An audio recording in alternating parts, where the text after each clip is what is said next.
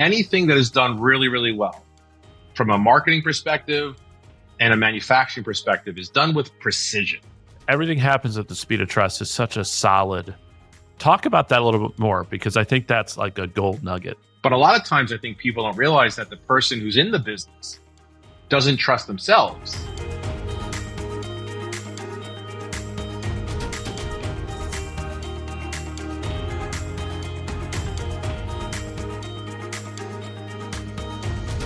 Hello, and welcome to the Liberty Spenders podcast. We are Kurt and Kristen Lohdaert, your hosts, and co-founders of the Prosper Group, an agency that's raised over $500 million and helped elect over 100 members of Congress, 15 governors, 15 U.S. senators, and 1 president.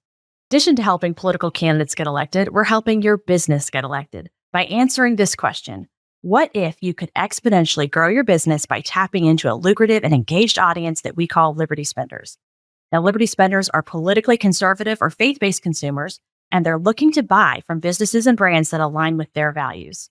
If you want to learn more, you can actually get access to our best-selling book for free at libertyspenders.com/free. Our guest today is Neal Conlon, who is a high-performance strategist, executive coach, and transformation-driven leader with over 15 years of experience spanning sales, marketing, and executive leadership. And he's a fun and nice guy. He is. And check out these highlights. In 2023, he coached over $400 million in a sales pipeline spread across 5 clients. He raised $100 million in equity, successfully built a global CIO/CISO network, tapping into Fortune 1000 thought leaders. His recent clients have included small businesses that you might not recognize, like Bausch & Lomb, Bristol-Myers Squibb, Spotify, and other publicly traded Fortune 500 and 1,000 companies. So, Neal, you're doing a lot of cool stuff these days. I'm so excited to have you on the podcast.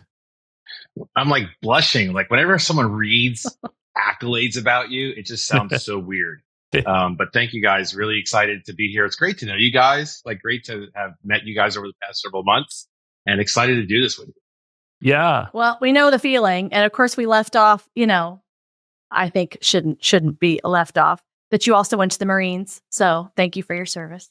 Thank you. Appreciate that.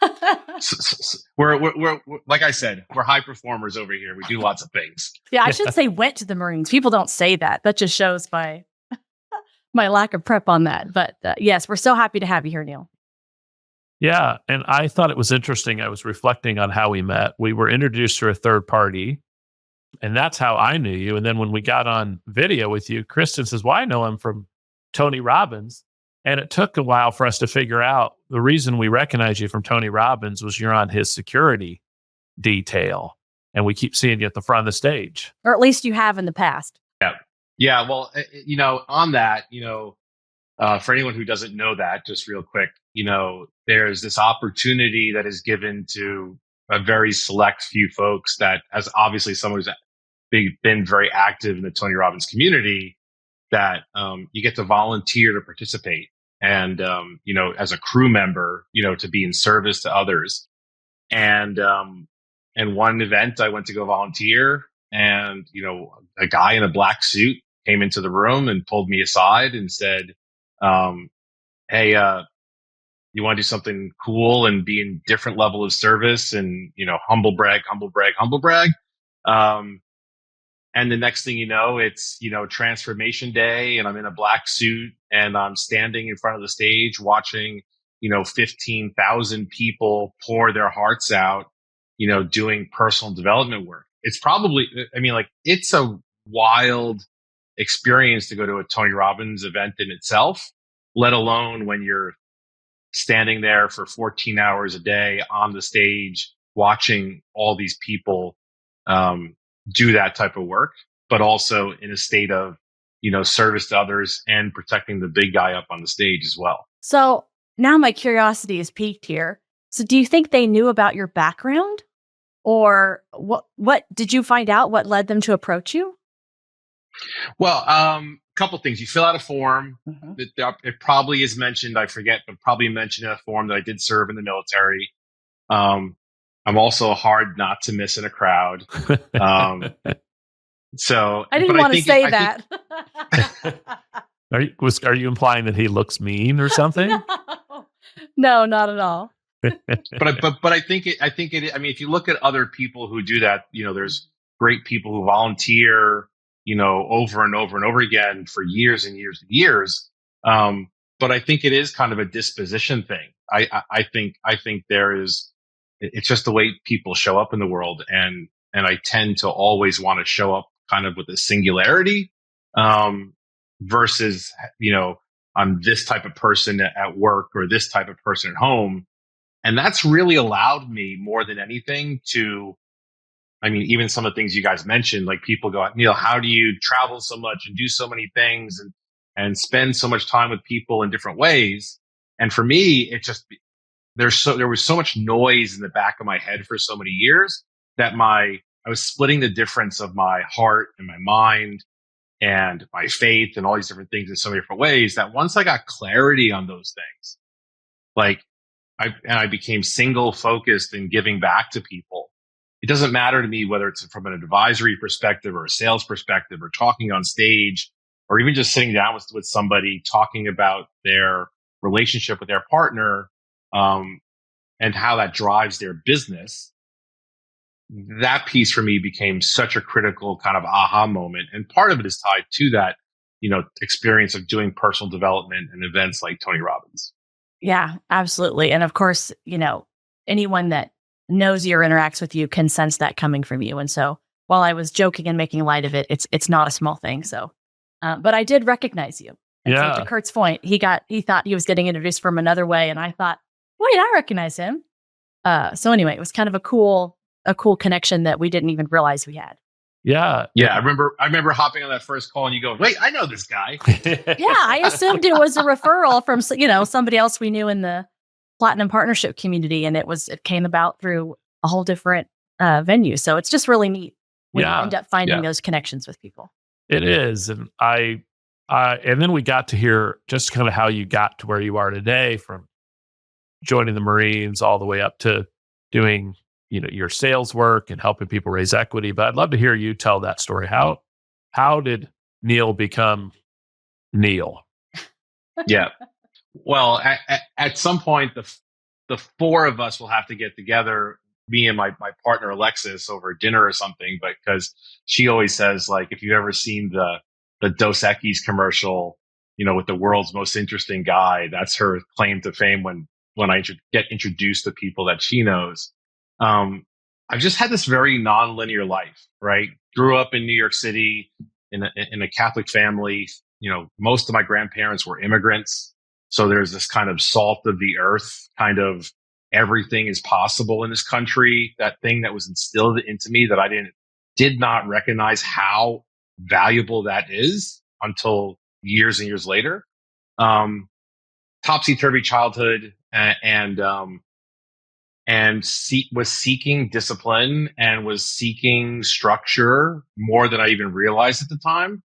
And so I turned 18, joined the Marine Corps, spent the next several years traveling all over the world, lived in Japan, lived on not quite an aircraft carrier, but the next class down of a ship, in the Mediterranean. Did all the amazing Marine Corps things, and then got to a point where I looked at a lot of this, as I started to pick up rank, started to look at senior enlisted people and realized that they were kind of institutionalized. And something inside of me was like, you don't want to be institutionalized. Like, that's not what you came for. And so I left the Marine Corps, got a job back in New York City. For about 6 months, I worked as a physical security guard at a building that's very important in the world. It's 135 East 57th Street. So this building is the building that all the post 9/11 people, got moved into after the World Trade Center went down. Mm. And so very high security building. The richest people on the planet are in this building predominantly. And I don't know this because I've spent more years with a backpack on my pack than anything else. But every day I watch these people with $2,000, $3,000 shoes, women with $10,000 purses, and all this thing is just going by me. And I'm just watching every day. And I wrote up a really bad resume and I walked floor to floor in the building, and I handed the resume to every floor. And I went to this one floor and saw a guy with a suit and tie on, and said, "Hey, buddy," that's actually what I said to him. "Buddy, can you give this to the HR person? I want to work here." And he took the resume from me, looked me in the eyes, and he goes, "I don't know what we're going to do with you, but you're hired." And they stuck me in the mailroom, and I was in charge of watering orchids and delivering printer toner and delivering the mail and getting people's dogs from their housekeepers and walking the kids from the front desk to the main room of one of the largest hedge funds on the planet, Guggenheim Partners. Mm. And so I sat there every day and was like a sponge and just listened to things about commodities trading and acquisition strategies and equity models and non-for-profit charity bearing and ISDA negotiations. And I would literally hear these words that I'd never heard in my life and run back to my computer in the mailroom and Yahoo search them. That's what it was Yahoo. I know, I was going to say, you don't Google it. Yeah. And sit there and pretend I knew what I was talking about. And it opened up something for me that I'm extremely grateful for. And it set off this catalyst for me where, just to shorten the story a little bit, where I worked at Guggenheim for 2 years. I learned what people made there for a living, and it blew my mind. And when I asked for a raise, I quit because they didn't give me the raise that I wanted. Mm-hmm. I then got recruited into a company called Cushman & Wakefield and worked for the global CEO there for 3 years, Bruce Mosler, of the Mosler Safe Company, which goes all the way back to the Pony Express.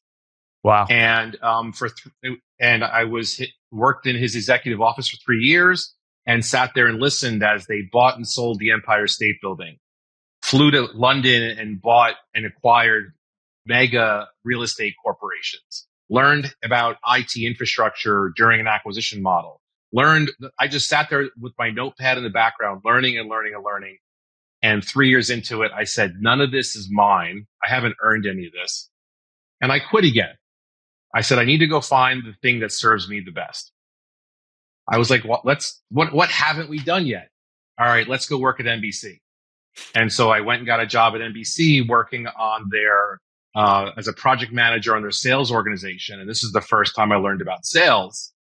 And when mobile phone advertising was becoming a thing, and putting the advertising in gas stations and all these different, what they call out-of-home advertising models were coming to play. I then learned about advertising and marketing from some of the best people on the planet, who are launching these big things. And then I got laid off for the first time in a big layoff. And I never experienced that. And I thought, okay, where are we going from here? And it just set off this catalyst of working at I worked at Fortress Capital, a private equity fund, for a period of time. I worked at an algorithmic quant trading company for a couple of years. I would then end up at Morgan Stanley, overseeing massive amounts of people globally, all in this, like, what can I learn and how can I learn from the best that there is? It was never for me about like safety or security or any of these things. Now, along that way, I was very, very business focused. Hadn't had any other focuses. I was operating from a scarcity mindset and ultimately fell off the ladder, so to speak, had kind of a breakdown of sorts in the world and had to do some inner work. And then thought, okay, I'm not going to rely on the companies anymore. I'm going to do this myself. And so over the past 8-9 years, started my first company was a digital marketing agency named Acme Growth. I built a piece of intellectual property while I was there and ultimately exited that company after building that piece of intellectual property. During that time, became fascinated with this industry now called cybersecurity. And then ultimately was on a company called Plurilock, which went public on the TSX, and then got recruited into a company named AppGuard. And then while I was at AppGuard, we raised $100 million over 3 years. And that company was bought by a private equity group literally right before 2020 happened. And I sat back during 2020 and said, how did I get here? Like it was a roller coaster. I had 12 years of just roller coastering, flying by the seat of my pants. I was like, I loved the fact that I went through that, but I wouldn't wish that on anybody. Right. Right. Yeah, exactly. Not everybody's wired or built to withstand all that transition. Sure. Correct. I am built different. And what I did wish, though, is that I can bring the understanding, the tactics, the strategies, the frameworks to people, because I've worked. I can literally name, and I've worked with some of the most valuable mergers and acquisitions people on the planet. I've been mentored by some of the most successful sales, people on the planet. I've been part of acquisitions, sitting in the meeting. I didn't do any of it, but I sat in the room and learned from some of the most brilliant people on the planet. And I actually feel guilty when I'm not sharing that information with people actively, because the fact that I worked my ways into those rooms and into those spaces would be almost impossible to recreate. And I feel very drawn to the fact that I always want to be able to share as much as possible with people who just may not have been able to work into those rooms. And my final thing, and I know I've digressed here a little bit, is I kind of got to this place, in the last 3 or 4 years where my purpose in life is really about, well, I'll say it like this. I reached out to one of my mentors like 2 years ago, and I said, I've been on this roller coaster. Like, what the heck? Right? Like, what do I do next? And my mentor, who's been my mentor for over 12 years, her name is Catherine Lewis. She goes, Neal, I don't see a roller coaster at all. I see a man who has been focusing on providing safety and security for others in every way that they see possible. From the Marine Corps, where you protected the country, to being drawn to financial services, which is about creating wealth for people, to digital security, even to protecting the country's assets through your cybersecurity efforts. You've been nothing but focused on things where you think you can find safety and security for others. And that's what you're better at more than anything else. And once I heard that, it clicked for me. And that's where I become so passionate about coaching work, because you're really just helping people's mindsets feel safe. Because I'm a firm believer that everything happens at the speed of trust. You either need to trust yourself or trust the others that you're working with. And when you can do that, everything moves a lot faster in life. That's such a great point. And what a beautiful reframe that Catherine provided for you. Hey, you need those. Yeah, that's just beautiful. I tell you, having good coaching, good mentors is such a blessing, just to help shift you. Because sometimes that's all it takes. Yeah. Well, this statement, everything happens at the speed of trust, is if we had a little red flag we could put on the screen, I would do that here, as I think that I've not heard it articulated that way. And it's a theme we talk about when we talk about marketing. We talk about that it's easy to get attention. It's hard to earn trust. Everything happens at the speed of trust is such a solid, I might steal that. I'll put Neal Conlon there. Talk about that a little bit more, because I think that's like a gold nugget. Oh, for sure. Right. And the same things just happened to you folks as it happened the first time I heard someone else say it. Right. And so I've unpacked that for several 2 or 3 years at least, but it's a driving force. Everything happens at the speed of trust, and everything falls apart just as quickly. Right. So the example I always say to people is, if you ever go to a concert or an arena, right, where there's 20,000 people, music's blasting, everybody's having a great time. It's because they trust the environment that they're in. Right. The minute a fight breaks out or something goes wrong, the whole room just goes sideways, right? Because trust is broken down. And so one of the things that I've had has been expressed to me in, my sales and marketing efforts and the way that I work with people is there's this like precision piece for me that you have to realize that everything that is done really, really well in the world, you look at Harley Davidson, you look at our military, you look at the way things are manufactured, anything that is done really, really well from a marketing perspective and a manufacturing perspective is done with precision, right? At the end of the day, you can't beat precision. And so if you operate with that way in the way that you're expressing yourself with precision to say, hey, my goal is I want to move at the speed that you trust me at, then everything else just kind of falls to the wayside, right? And so you can sit there and listen to people differently. I listen to people very, very differently. So when things are not moving at a certain speed, you have to look at it and say, what doesn't this person trust in this conversation? Mm-hmm. This person's not becoming my client right now. Okay. What are they not trusting? Are they not trusting me, or are they not trusting themselves, or are they not trusting the environment that we're operating in?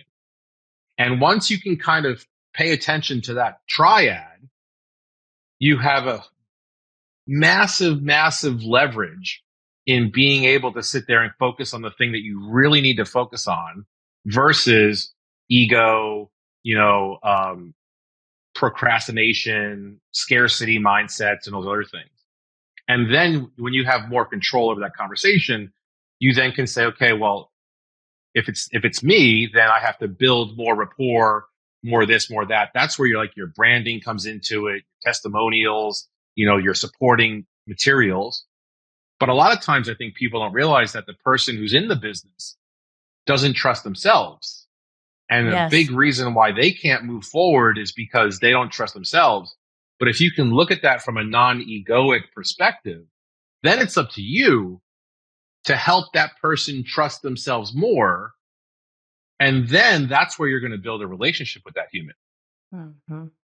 Well, and even I love this point because as we talk to people again about conviction-driven marketing and what we're after with understanding this Liberty Spenders market, it's all about building trust, and we're suggesting this is a way to do it because people aren't believing ads, they're not believing what they see, they don't know what you stand for, they don't know if you're going to stick by what you promise, and this is one way of building that. And I love your example, even in a sales relationship, because you're exactly right. If you're breaking it all down to the very fundamental level, it is about trust, about believing the offer or believing the benefit that you're saying you're going to deliver. And it's all about, in the end, trusting the results, trusting the worth. I think that's a beautiful way to frame it for so many people looking to improve what they're doing. The build off of that is this. If everything happens at the speed of trust, then the second kind of nugget I'll give you guys is before you have an emotional problem, you have a math problem. Because trust is finite. And I haven't worked with a single business that you couldn't break down into a math problem in their sales process, right? And then when you break down the sales process to the real metrics and numbers that you want to measure, then you have to have this trust moment of looking at why are we not making that number, right? You can leverage the emotional aspect of it. That's where branding and marketing comes into it. What people forget in our age of marketing and trust in this world is that marketing is a emotional thing. Sales is an analytical thing. And there's a lot of really good marketing around those pieces. But at the end of the day, that's really what it comes down to. That's really, really what it comes down to is everything happens at the speed of trust. And before you have an emotional problem in your sales process, you have a math problem. Well, I love it when I'm doing a podcast episode and I'm taking notes. Right? That's great. And because that means I know my people listening are gonna be doing the same. I know in our conversations beforehand, I know you felt like during this process, and maybe culminating in your conversation with your mentor, or maybe something past that, you felt like there was a values change or values alignment. And I want to make sure we land the plane on that, because I think that's powerful too. So many of us, myself included, sometimes you feel like I'm doing things, right? And that's not particularly exciting when it's not aligned with, who we want to be or what our purpose is. And so I want to land the plane there, because that's probably the most valuable thing, beyond this amazing trust concept that people could understand. I love bringing it back to this conversation. So all through that crazy, fun roller coaster experience of life, that's not a linear experience for me. I grew up in New York City. Didn't have a lot of. There wasn't a theme to my family other than there was a family of immigrants, right? And grew up in a Roman Catholic family and went to church and did all the things.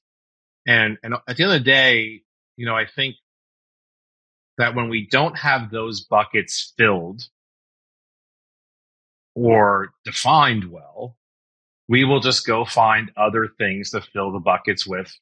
And that's part of the human condition, right? I mean, some people would say it's the seasons of it, but I think a lot of what's going on in our country even today is really built around that experience of like not knowing what buckets are defined and then not knowing what to put into them. And so all through this big kind of roller coaster of life, I've had this big kind of coming back to these pillars. And what's funny, I think is interesting, is there's a lot of people in the conservative world that I would say, as an advocate and ally, one of the reasons why they're conservative and feel the way they do is just because that's how they were raised. Yep. And there's nothing wrong with that. But I've kind of had this like landing the plane back into the space of like, I've become very, very clear that number one, everything I'm leading these days is I'm leading with my faith. First and foremost with everything. Number two, learning to actually express your emotions, is critically important. And I'll come back to that in 1 second. And then I think you have to focus on, number three is you have to focus really on mastery. Like you gotta be like the best of the best that there is. Like in this world where, AI and technology and all these cool things are coming out, like the curtain's coming back. Like the curtain's getting pulled back on anybody who is not willing to like show up in some form of like being the best of the best. And so I think there's like this art. I want to be this artisan, of like the old school blacksmith, that could sit there and bang out steel and iron and be the best possible at it. And then the last piece of it is we live in the greatest country on the planet.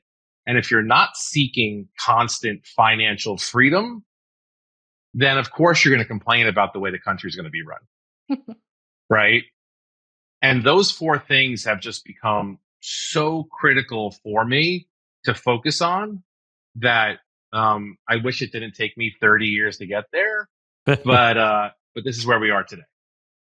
But yeah, I know what you mean about taking 30 years to get there, because that statement, now that I'm 45, that youth is wasted on the young, is now more meaningful to me. I think, boy, I'd love to be a 20-year-old with 45-year-old knowledge and experience, because it would change a lot what I would have done when I was 20 and had the energy, boundless energy to do it. Oh, but we do have boundless energy, Kurt.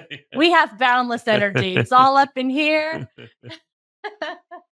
Well, in that, you would ask me in the pre-show, to kind of dip into something that, might ultimately be not business related, but what's a big driving force or your superpower, right? Mm-hmm. I've got this interesting thing that's evolving right now in my life that I think is very, very powerful, in that both of my grandfathers, both were kings in my life. They were just foundation. They were cornerstones in my life.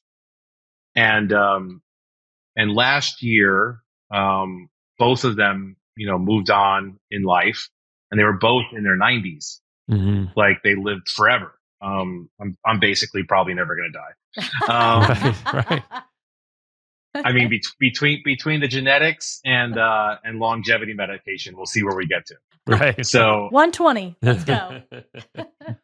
but a couple of months ago, my 22-year-old son reached out to me and said, Dad, me and my fiance, we're pregnant. And so in April of this year, my son, well, I'll be a grandfather. Yeah.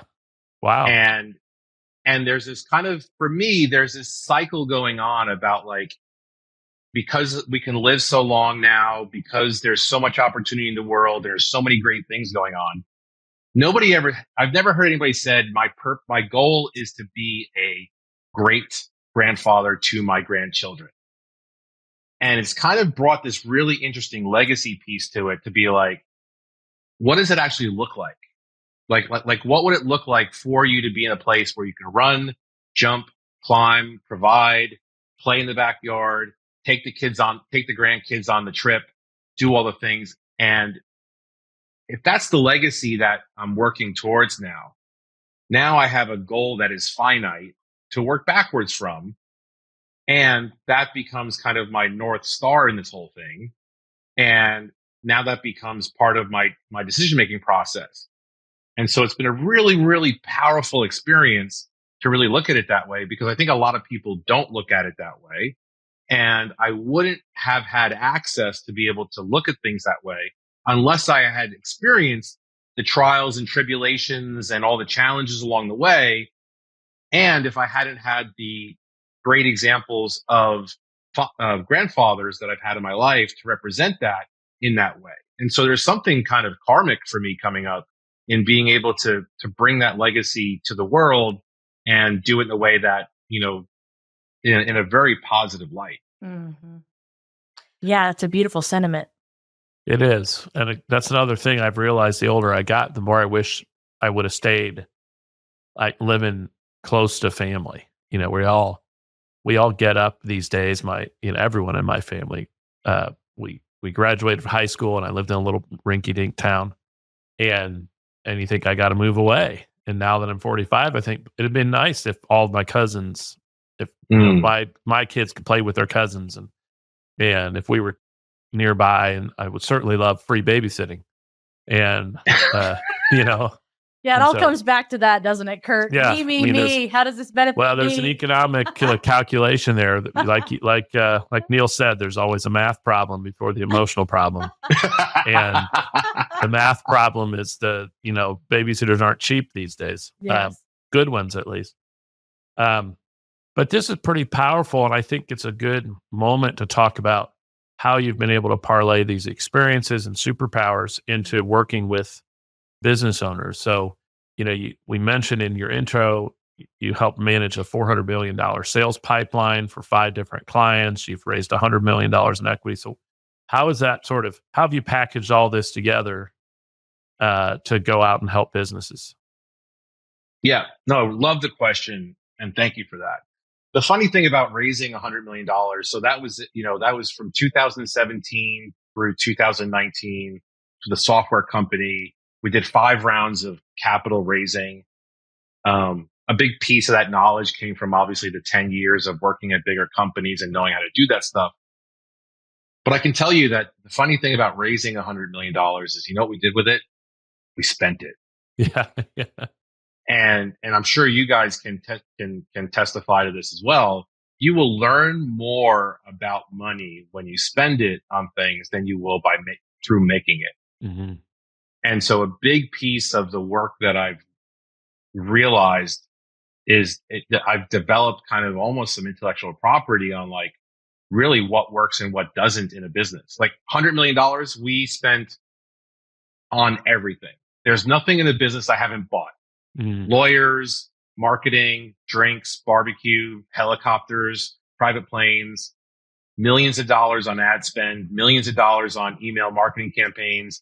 I bought keynotes, like And having a muscle that can tell you what's the real expectation about what you're really going to get out of that, instead of the really good company who sells you really good on their thing. And there's a math problem there. And does the math problem really work itself out? That's a massively, massively valuable thing to get clear on with people. Mm-hmm. The other piece of it is as it comes down to managing, and working with those large pipelines, is going back to this, like, building this muscle to be able to, like, ask for what's the thing we're trying to do. Like what are we really trying to achieve here? There's a lot of ego in sales. There's a lot of money involved. There's a lot of risk, right? Again, I go back to this triad of everything is a math problem in this conversation. So, but being able to distill that down into, is this a real opportunity, or is this me just filling a spreadsheet with a bunch of numbers so that I feel good about myself, or my team feels good about myself, or my boss feels good about what I'm doing? I've learned expressly, I would much rather show up with a spreadsheet with 3 opportunities that I'm working on that I know are going to close in the amount of time that I said, because the person has told me that, versus showing up with 30 line items of things that might happen with people that I call my friends, that I have a relationship with, that I have been out with for a beer with. Mm-hmm. And there's so many people in this world that inadvertently want to believe in each other, which is very, very powerful, but they're believing in the wrong things for the wrong reasons, right? A lot of people, that I work with, what they really appreciate is my accountability into the process. And a lot of people are against the accountability of it, but accountability is the foundation of trust, and accountability is the foundation of, like, really winning, like really, really winning. Like, I can go into an organization and I'll be brought into the organization, because they want to increase their revenue. And I want to walk around and see their sales team. And if everybody's overweight and everybody's super disorganized and everybody's not paying attention to the clothes they're wearing, like, I want to start there. I want to start there and be like, I don't know, when you walk into the largest hedge fund on the planet and you're the guy who's been in charge of watering the orchids every day, because we can't have one orchid die because the sheik from Saudi Arabia is going to walk in and buy 4% of the MBA tomorrow from us, which happened to me when I was working in the mailroom at Guggenheim Partners. You're just going to look at things differently. Sure. So let's break that down and simplify it a little bit. Because I can appreciate what you're saying, but if I was hearing it for the first time, I might struggle. So give us an example, or walk us through what that process may be. Or if somebody's interested and says, "Hey, Neal, this sounds really interesting. What might a target client, what problems might you solve? How might that look?" From an example perspective, just to help people visualize what you're talking about. Totally. And love digging into this a little bit. So thank you for that. I think it's ultimately 2 things. The first one is, if they're really struggling with their sales and marketing, like they're spending all this money on it and it's not landing in the way that they thought it was going to work. That's probably the number one. I'll give you a solution to that one in a second. Number 2 is you've got everything, right? The sales process, the sales team, the sales organization. And there's something that's mindset related that is just not landing about it, right? Like when I've worked with 𝗪𝗏 𝗏, we're talking millions and millions of dollars in business every year. And we're talking hundreds of salespeople. They have every single sales process tool thing on the planet. You couldn't buy them another thing. And yet when I went into that organization, it was a mindset conversation. It was a mindset conversation about taking B+ players and turning them into A+ players because of the mindset that they have to it. And for the smaller business folks, it takes them years and years to realize that every single sales challenge they have can be broken down into three basic formula three. Do we have a process problem? Do we have a people problem? Or do we have a technology problem? And technology is going to be your CRMs, your email marketing systems, and all those things. Do they do the things that they say they were going to do? Do we have a process problem? I'll come back to that in 1 second. Or do we have a people problem? Like, do we have the people who we can trust, who understand our goals, and are moving in the direction that we want to move into? Now, I think that we're living in a world now, though, where it used to be you could hire people because you wanted to invest in them and then grow them to a certain capacity. Yes. I think that model is becoming very challenging because the stakes are so much higher now, and because, we live in a world of mediocrity and the bar is not that high. And so creating people who can become high performers is very, very powerful. I'd rather work with the A team versus the B team any day. Right. And in that process piece of it, though, what I think is really interesting is counterintuitive to what every single sales book out there says. Every sales book, every sales mentor, for the most part, will say, when you start a business, you should start with your friends and family. Go get your friends to buy it. Go get your neighbor. Go to the kid you went to school with. Go to his family. And I actually think it's actually a really bad piece of advice. I want to go, and this is one of my tactics when I work with people. I want to go to the person who doesn't know anybody in your organization, and I want to sell to them. And I want them to teach me the pieces of my process that they don't see, that they won't overlook because they love me. Mm-hmm. Right? So it's a very powerful and very hard thing to go to somebody blindly and say, would you buy my thing? And have them tell you no, and then ask why. Well, unless you're someone, I love this because unless you're someone that is just, I would just say, and I asked you this question for a reason because I know that you approach this very differently. And so when someone hears a quick description of what they think you might do, they're conjuring up in their minds what they think that is based on other examples. And I know that you approach things very differently. And so I would just say, again, for anybody who's listening or watching, if you're the kind of person that's hungry for the results, then you should welcome that feedback, right? Don't be afraid of it, but welcome it. Like, how quickly can I hear all the things I'm doing wrong? I'd love to know that right now so that I can move on and fix it. And so I think that mentality that you bring to it is really, really valuable. Yeah, no, I appreciate that very much. And the nugget I'll give you, just to highlight again, is I chase the no. That's right. Chase the no. When, like, I don't want to hear yes. And like, real quick, imagine you have a friend who's starting a cookie business, right? Just to make it like a super simple one and not even a complex thing. Your friend's starting a cookie business. She bakes a bunch of cookies. She tells her friends that she's starting a business. They all eat the cookies. They all tell her the cookies are great. What does she do? She starts buying more cookie stuff. She starts baking more cookies. She thinks this business is going to be great. And even if it goes on for 6 or 8 months, sooner or later, everybody's getting sick of her cookies. Her friends are getting sick of her cookies. So they're going to stop buying the cookies. Then she goes, I now have to find real clients. And that muscle that was built on her recipe and how she delivers the cookies and how they look and the customer experience has all been wasted on the feedback from her friends. And if I take it to a big business, right? When I was running sales and marketing for 𝗏𝗏𝗏 and we're raising, $20 million at a clip, like that sounds great, but the stakes are high, right? Stakes are high to your investors.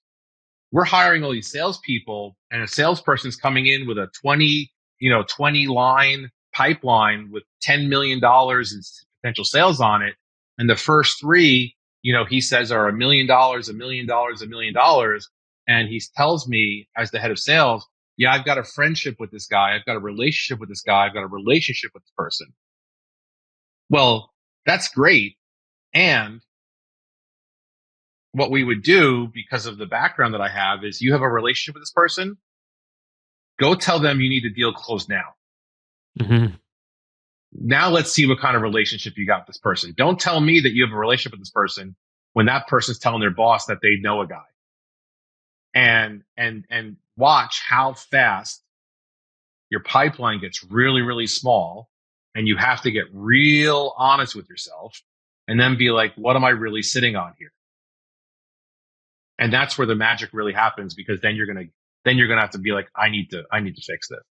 Well, and I think the sweet spot is somewhere in the middle, because getting some feedback from people that you know and trust in a trusting environment, again, if we're talking about somebody just starting out, is extremely valuable and helps you get some momentum going. But again, I think that mindset of chasing the no, understanding who your ideal customer is, going after those people, and then getting that market feedback is so valuable. But Kurt, what would you say about this? I mean, we have this experience in politics all the time. You know, I always tell a candidate when they're starting to run, they all think that their friends, relatives, business associates are all going to give them money for their campaign. And sometimes that's true, but I tell them political donors who have a history of giving to political candidates are going to be your gold nuggets for your campaign. And it's going to be your friends, family, and business associates are going to say, well, I didn't know you were a Republican. I can't give to a Republican. Or I don't want my name on a federal election report. I don't want anybody putting my name in the paper that I donated money to a congressional campaign. And I've had so many of them come back disappointed what they got out of their friends and family, and including people who encouraged them to run, right? Mm-hmm. And so that it translates well to the lessons we learn from politics. And to your point, you know, we have experienced it at our company as well, where it's the strangers that hire us, right? Mm-hmm. I have that conversation with new salesmen. A lot of them come in, they've built a network in politics and absolutely call on these people, but don't have outsized expectations that they're going to do you any favors. They know you too well. It's like, you know, you got to be the out-of-town expert with the briefcase, is the old expression. Yeah, I mean, there's a psychology to it. I find it, my friends knew me when I was an intern. And so they're like, well, I remember Kurt when he was an intern. I don't understand why I'd be paying him $10,000 a month for service when I remember paying him nothing. And when we built our business, we pitched almost nothing in our home state for that reason. You know, we had to go and build it outside of Indiana and then come back and say, well, now we're a hot commodity for presidential campaigns and senators and governors, and we ought to be a quick call. But even now, I still deal with this in our home state, where we ought to be the first call for a lot of these candidates. We're not, because they know us, they've been around. Right. Well, they just see you differently. So again, that's why I think this concept is so important to unpack, and it's a great one, because depending on product or service, right, there's different implications. But again, it's just that mindset of how quickly can you find out what's good, bad, and how to improve, and get the most honest, direct feedback that's going to help serve you and help you grow your business. Well, I think that's where this piece of like focusing on mastery becomes very important. In order for me to develop these skills over the years, really what I've realized is I had faith in myself, right? It takes a lot to be forward enough to ask the compelling question instead of taking the lip service, right? We've all been on the conversation where somebody says all these cool things, you say the cool things back to them, you're not sure about it, they're not sure about it, you say, let's talk soon, right? Like, it's just a human experience, right? But then to bring the psychology into it, and then leading from a place of like, this is going to lead me to a strong relationship. This is going to lead me to delivering value to people, right? This is not, used car salesman sleazy tactics, but then learning how to express yourself with the emotions and then focus on the mastery of that. And if that's something that is not your expression, then the final thing I'll add to this is like, get help. Like get somebody who's better at the thing than you are, and and build that relationship with them so that you can express that. And what I find over and over again, whether it's a, Fortune 500 company, a startup, or even a small organization, like there's power in like who is the operator in the business, who's the visionary in the business, and then who's the money person in the business. When you have that trifecta together, like, and the operator just needs to work on systems and processes all day long, the visionary person, who's typically is the salesperson, can be out in the world, preaching about the thing that you're doing. And then you have the person who's paying attention to the wallet every day, right? To make sure you stay in business. That just becomes this powerful, powerful place. But if you're the person or the team who's trying to do all the things and be all the things, you're just going to constantly struggle with those things. Yeah. Well, it's powerful.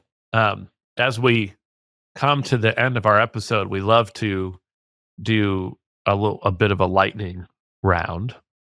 Let's do it. And cover, 3 quick things, about 90 seconds each, although we're not real.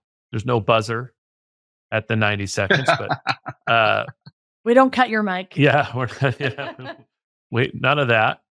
But first question we like to just really dig into with people is, what legacy would you like to leave behind from life or from your business endeavors, or both?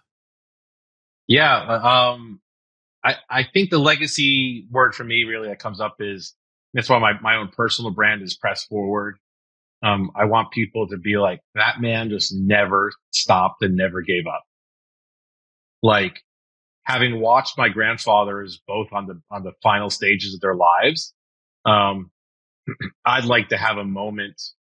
I think both of them had some unprocessed emotions in their lives that they never got to deal with.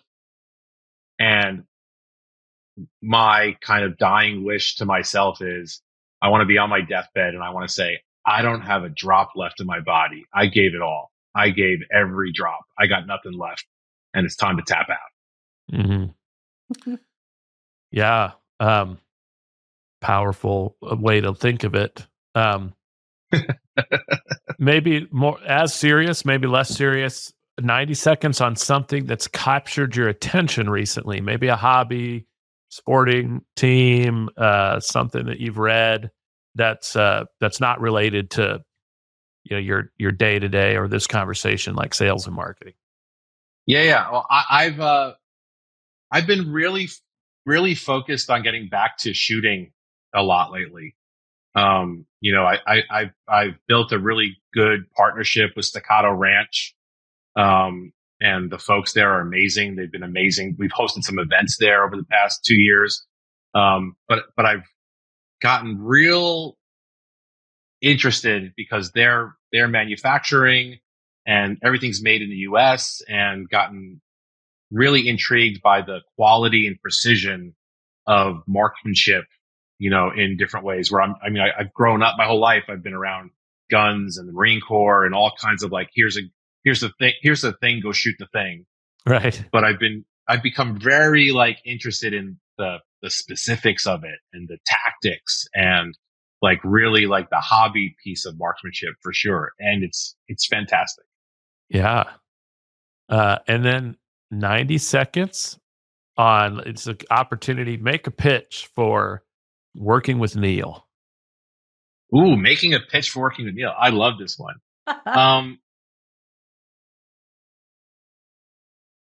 I would say that if you're really, really passionate about your business and you see the value in what you're delivering to people, And the hardest part for you is how you can get it in front of the people that will 10x your business. And you want someone to be a catalyst for you to get to the goal that you want to achieve. There's nobody better that will help you get there in the sales and marketing space, and nobody that has the breadth of experience that I have to do that for you. I like it. Concise. He's one of the few people who got that part under time. So it's been awesome to have you join, Neal. For people who want to get in touch with you, Neal, hit him up at nealconlon.com. I also know you're pretty prolific on social media. So make sure you check out his Instagram. What's your Instagram, Neal? Instagram, all the social media things are all I am Neal Conlon. It's NEALCONLON, but you can Google me, search for me, Spotify me. I think I'm in all the places. Yeah. Well, we'll put some of these links in our show notes so people can find you there as well.